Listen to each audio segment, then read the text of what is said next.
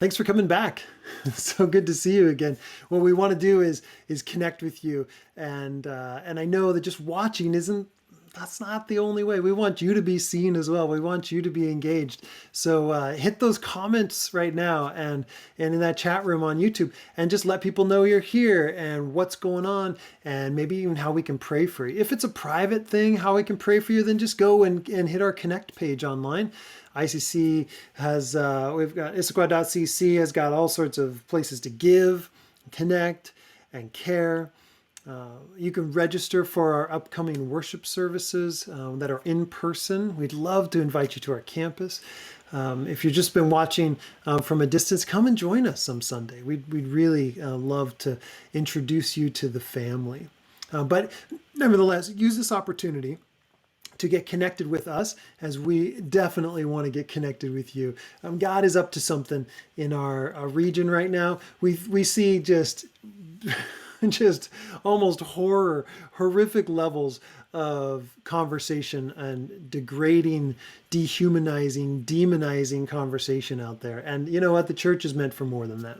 And so we invite you to come to a community where we put our focus on Jesus, where we put our attention on Jesus, where we look to him as the unifier, the one who can bring us through these moments of personal shame and national shame and global upheaval.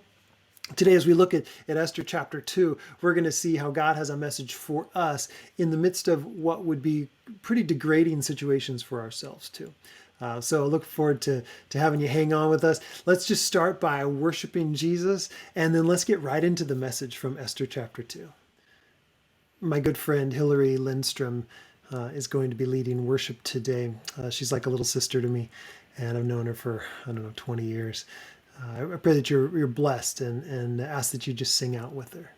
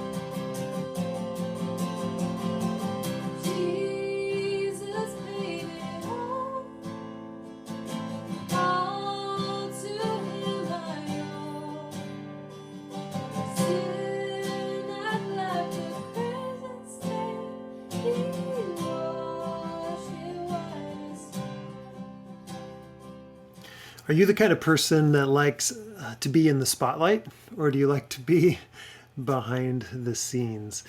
A lot of times those are the two options. And I would just want to say today, we don't all like the spotlight, but we were made to be seen. I want you to think back with me before life happened. And by that I mean We got a little cynical. We got guarded. Before life happened, you probably like to show off a little bit, right? A little bit? Think back with me.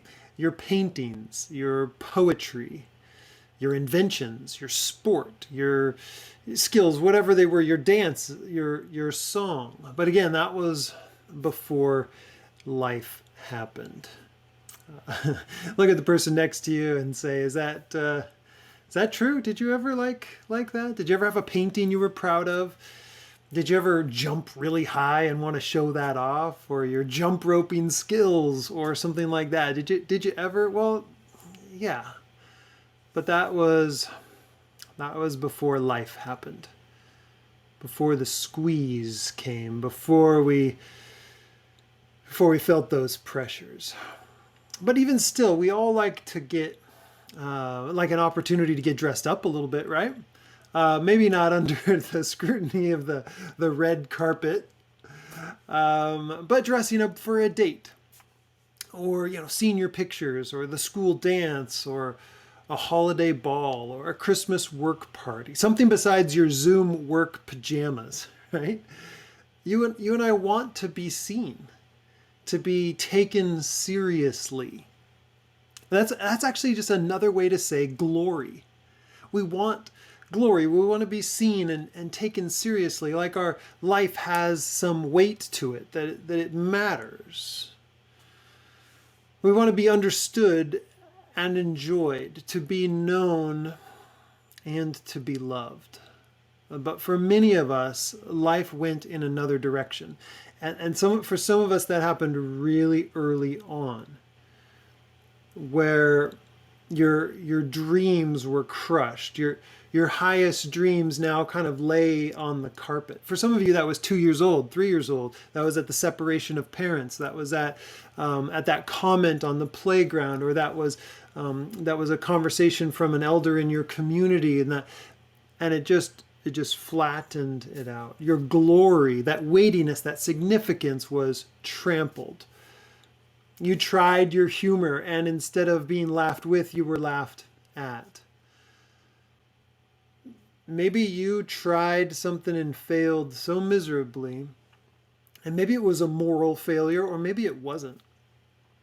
And you feel like, I'm just kind of wrapped now, like so many spiders are doing right now in our backyards and down the street. We saw that the other day on our own deck. Spider grabbing one leg and wrapping it up and pinning it to the web, and then another, and then another. And that's the way your life has gone, maybe. Where your big dreams and your big hopes kind of just got slowly destroyed. Maybe it wasn't all at once.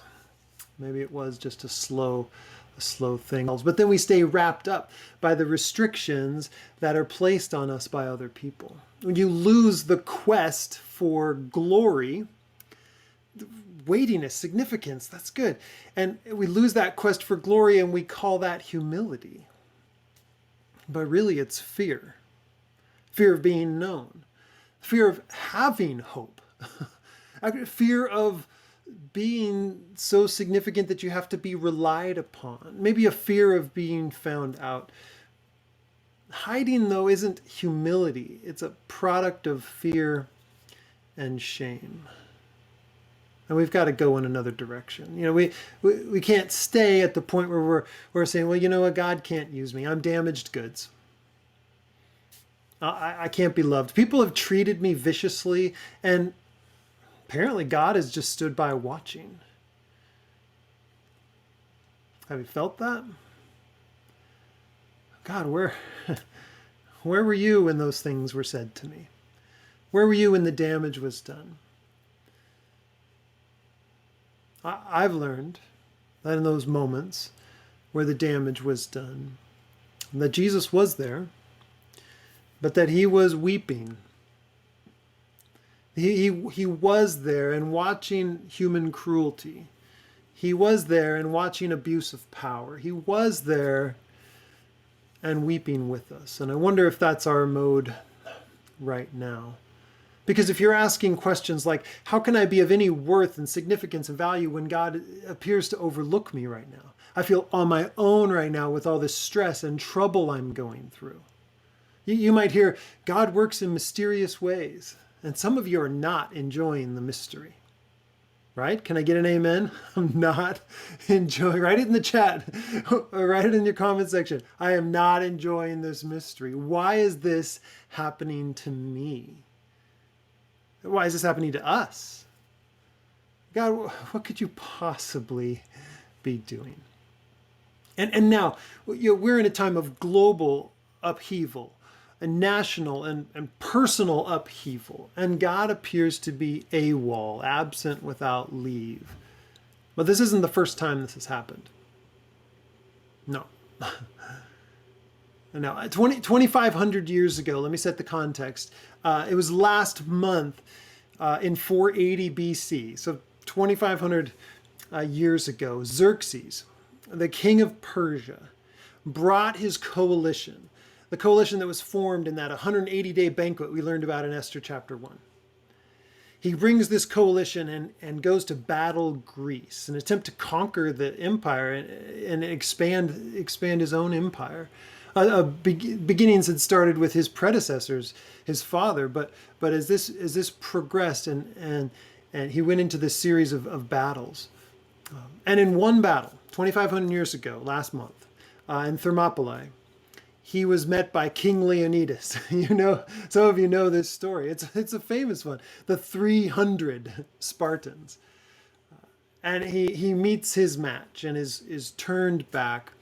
Eventually his conquest overall fails, and he returns home agitated, defeated, despondent.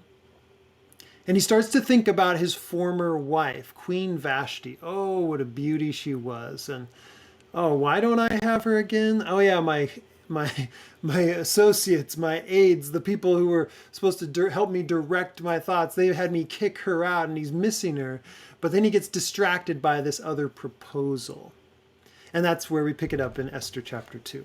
Let me read it with you. After these things, and there's probably a 4-year gap in the middle of this, when the anger of King Ahasuerus, or Xerxes, had abated, he remembered Vashti and what she had done and what had been decreed against her. Then the king's young men who attended him said, okay, let's distract you. Let's do this. Let beautiful virgins be sought out for the king. And let the king appoint officers in all the provinces of his kingdom to gather all the beautiful young virgins to the harem in Susa, their capital, under the custody of Haggai, the king's eunuch, who was in charge of the women. Let their cosmetics be given them, and let the young woman who pleases the king be queen instead of Vashti. This pleased the king, and he did so.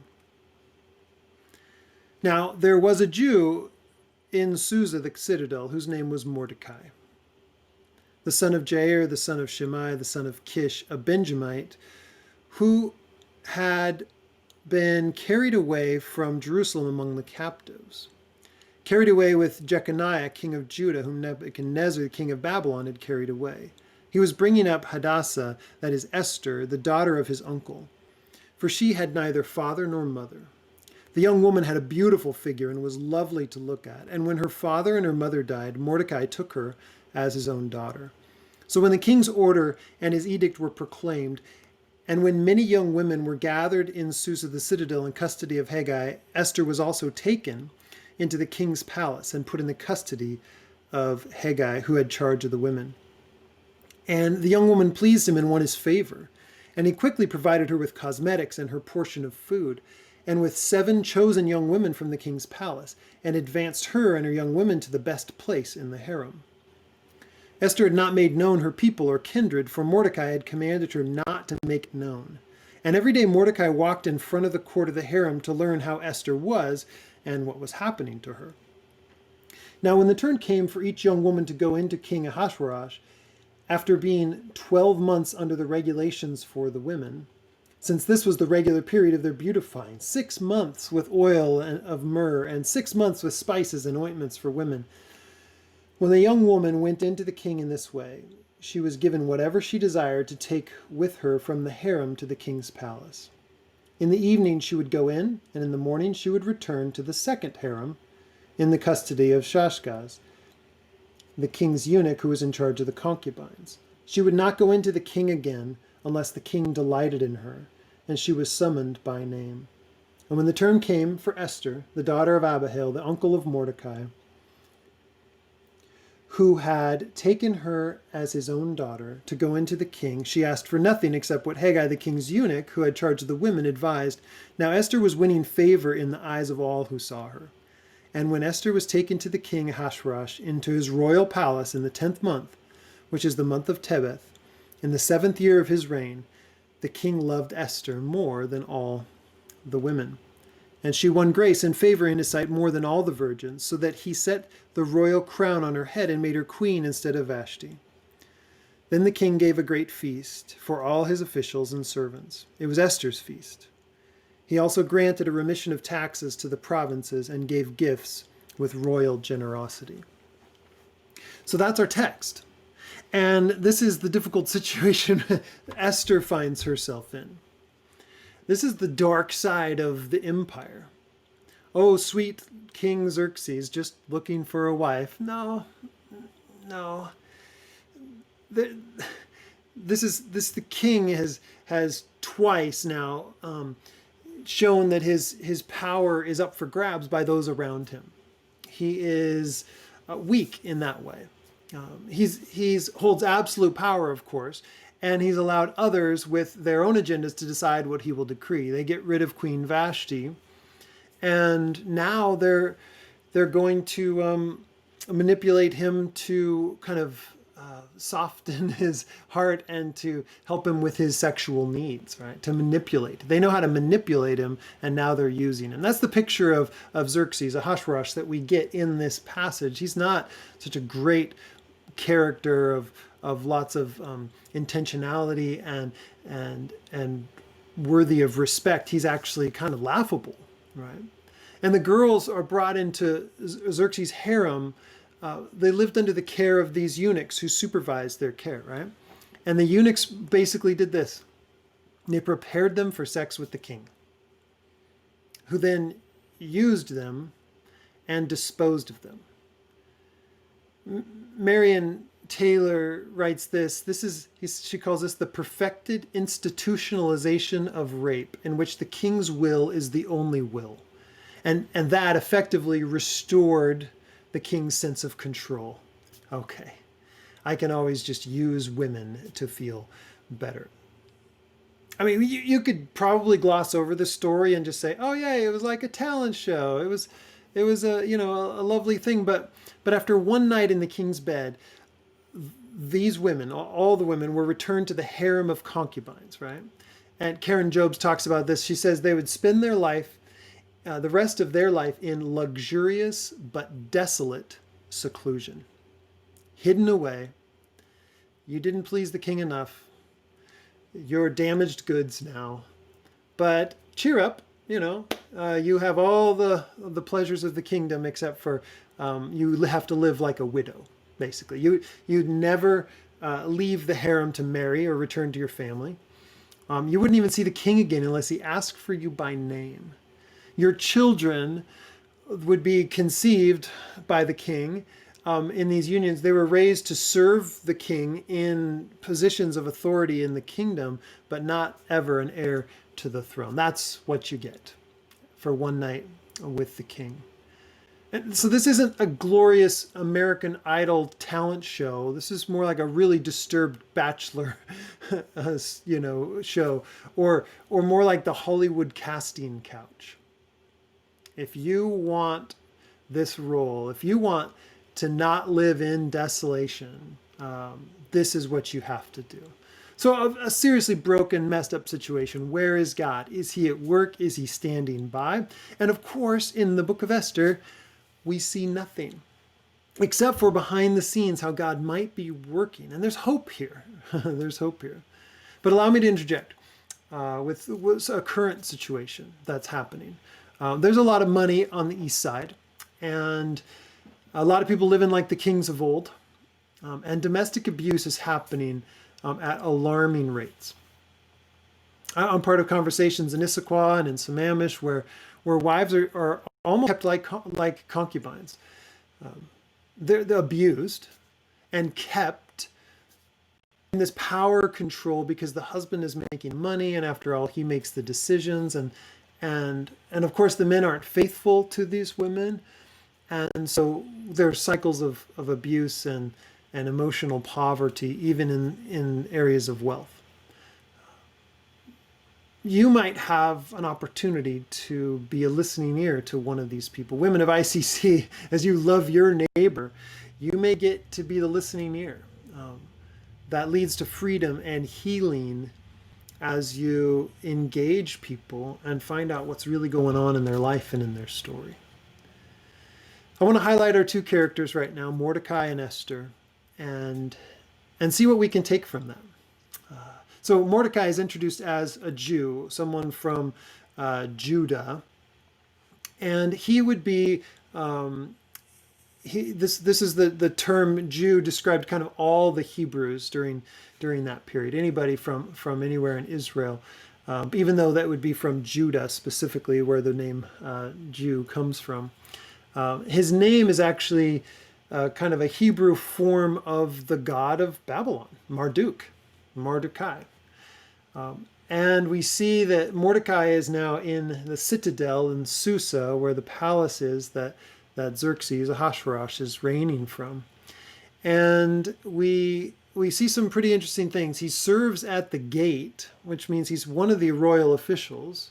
So he's working in there. And we know that when the exile took place, his grandfather and their grandfathers were taken from the city, and those people in nobility were trained up, much like Daniel, to rule and reign and be a part of the king's court at that point. And so that's where I think we find Mordecai.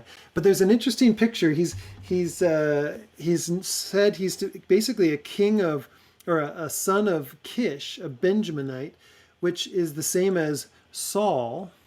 And so we see in his family line, there's going to be a growing sense, especially in chapter 3, that he has got a mortal enemy. Just like Saul had a mortal enemy against King Agag, and he was an king of Amalek.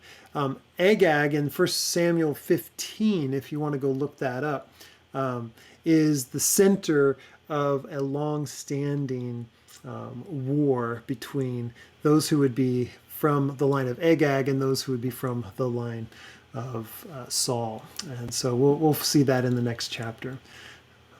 But Hadassah, or Esther, we see her showing up here in verse 7. She's lost her parents and living with her uncle.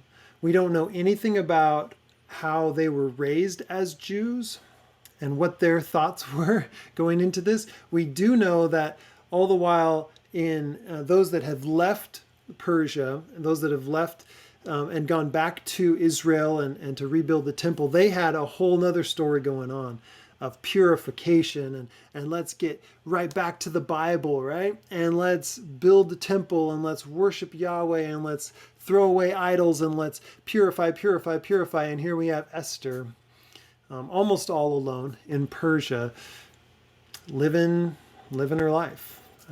Her name is probably taken from one of their goddesses of love and war, Ishtar. And Mordecai named after Marduk. There's a picture of her life is not as pure and golden as we might imagine. Of course, there's no mention of God or what she's doing here. So she's probably saying this red carpet ride cannot be part of your sovereign plan. This being taken from the city and brought to the harem, that God, this can't be part of what you're doing. This is messed up. This is broken. Why in the world, God, would you think this is okay? And I want you to find some echoes there in your own life, a broken, messed up situation that we have. Some of you have some really deep struggles some very deep wounds in the past, and you're still asking those questions. And I think Hadassah, Esther, if she had read her Bible, and I don't know, we don't really know, she would probably be saying, I shouldn't be here. This is wrong. God, what are you doing? And as we look at this story, which is pretty awful, a young virgin spends 12 months getting makeup and treatments to become the most sexually provocative one who could win over the king's pleasure in a night. Not a great, lovely story. I mean, are we supposed to say, daughters, be like Esther. Use your body to get into the halls of power, right? So we're not really looking to Esther and Mordecai as examples of high character. We don't really have enough to go on to make them glorious heroes. And guess what? That's actually a good thing, because there's a better story coming on here. I love what Karen Jobes says, and she's a commentator on this, and I want to read it to you. She says, this is where the silence about Esther and Mordecai's character and spiritual fidelity, like we don't know about whether they're being faithful, becomes a powerful encouragement. Regardless of whether they always knew what the right choice was or whether they had the best of motives, God was working through even their imperfect decisions and actions to fulfill his perfect purposes. Is that you? Imperfect decisions and actions? But God is still working to fulfill his perfect purposes. Oh, I hope so. Other than Jesus, even the godliest people, Karen goes on to say, the godliest people of the Bible were flawed, often confused, and sometimes outright disobedient. And we're no different from them. Yet our gracious God omnipotently works his perfect plan through them, through us. And most surprisingly, even through powerful political structures that sometimes operate in evil ways. Yes, on the dark side of the empire, God is at work. Now, he may be upsetting the empire of the United States right now. He might be upsetting these halls of power in churches and in Hollywood and actually finance and big industry and everywhere in the last 10 years has suffered this major shaking, the housing industry, all these different things. God may be upsetting all these things, but he's at work. Do you want to join him in that? But you don't feel like you can? Because you're too flawed? You're too compromised? Well, there's a better word for you. Karen Jobes talks about how we can't use Esther's behavior as a moral role model. She says, how would you use this episode from Esther's life to teach virtue to your teenage daughter? Because that's what Esther would have been, a teenager. As she stands on the threshold of womanhood, what message would she get? Make yourself as attractive as possible to powerful men. Use your body to advance God's kingdom. The ends justify the means. Karen's like, this model of using her as an example just fails, right? Just fails. Esther may well have been a virtuous woman, obedient to God's law. But even if she was, the author chooses to veil her virtue in this morally ambiguous and complex situation. You find yourself in a morally ambiguous and complex situation. She goes on to say, he does not allow us to come to simple answers when we consider Esther's life in light of Scripture. The author is skillfully describing a morally ambiguous and complex situation because that is the way real life often is in this fallen world. Okay, so we can't take them as an example necessarily, but let's go back to the beginning where I talked about our own messed up stories. As I said in the beginning, you and I want to be seen, and that's good. We want to be taken seriously. That's good. That's glorious. We want to be understood and enjoyed, to be known and to be loved, but for many of us, life went in a different direction. And that quest for glory is turned up into just hiding in shame. And I think a lot of us say, well, we're not supposed to get glory. We're not supposed to be wanting that sort of thing, right? Well, I was reminded of John chapter 12, verse 42. There were many of the authorities that believed in Jesus, but because they feared the Pharisees, they didn't confess that they believed in Jesus, that their allegiance and loyalty was going to Jesus.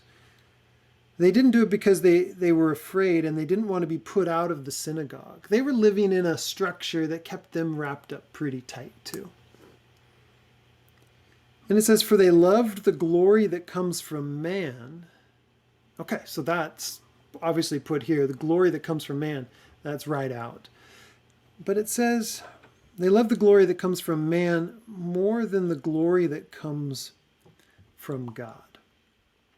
Because there is glory that comes from God. He sees you. He takes you seriously. He understands you. He knows you. He loves you. And in this family at ICC, we do too.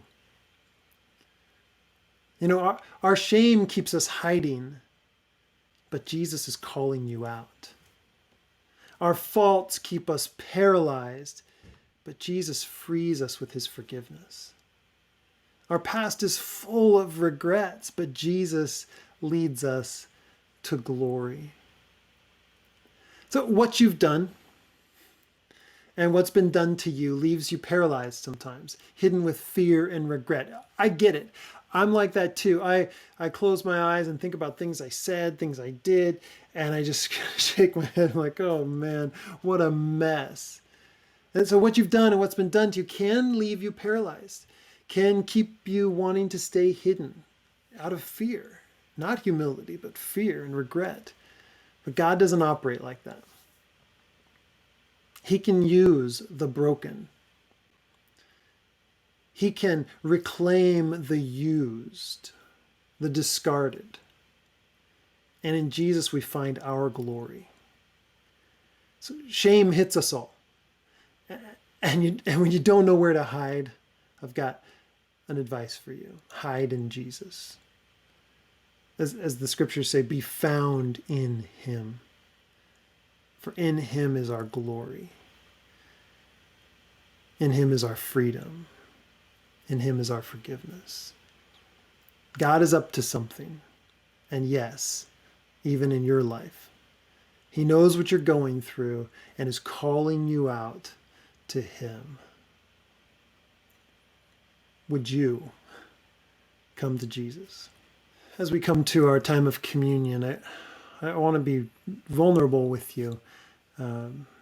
I've had such a scattered mind recently.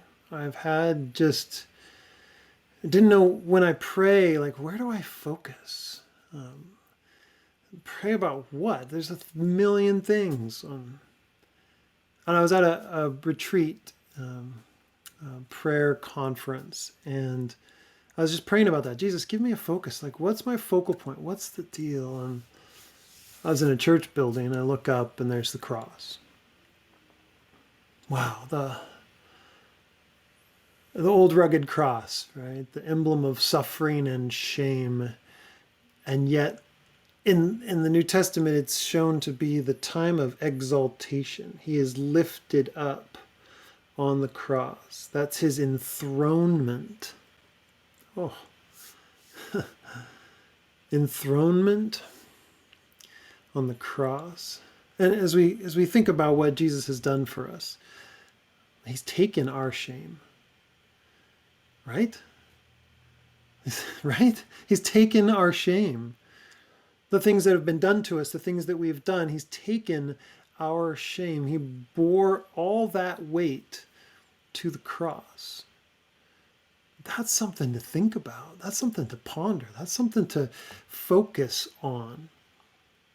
His life of humility led to a cross of exaltation. And this blending of a humble king, this blending of enthronement on a cross, bearing our shame, is worthy of our time and worthy of our attention, because he wants to lead us through that. But we must go through it. And so if you're feeling humbled, if you're feeling shamed, if you're feeling the need for forgiveness, you're in the right place, at the foot of the cross. He said, "This is my body broken for you. Do this in remembrance of me." And you've heard this before. It's his blood that cleanses us. It's what washes us. It's the purification that sprinkles on an otherwise mundane, profane altar, a temple space. It actually purifies it. And so now we can live in purity before God. So when we take this cup, he said, "This is a covenant in my blood."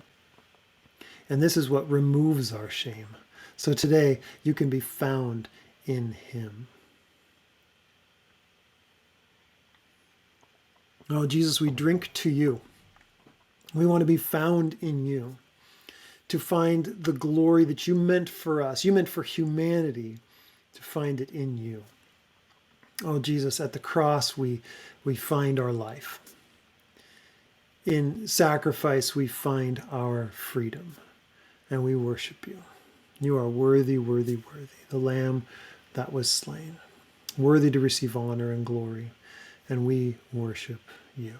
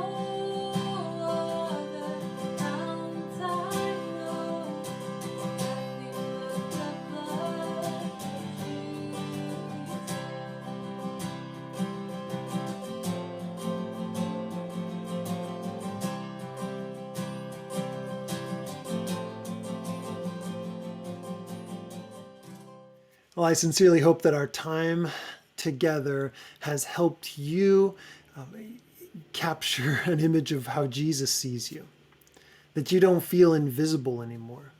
And again, we want you to reach out. We don't want you to feel invisible. We don't want you to feel shamed and broken and hidden. We want to call you out too, because the family God is putting together at Issaquah Christian Church is growing in using its gifts and in speaking up for one another and caring for one another and reaching out to our community and meeting needs of broken people. It's really pretty fun and fascinating, and we need you. And so don't feel like you're used up or discarded. Join us.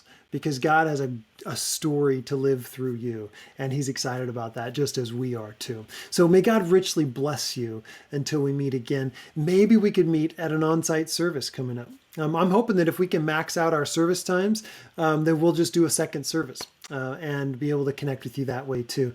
May God richly bless you.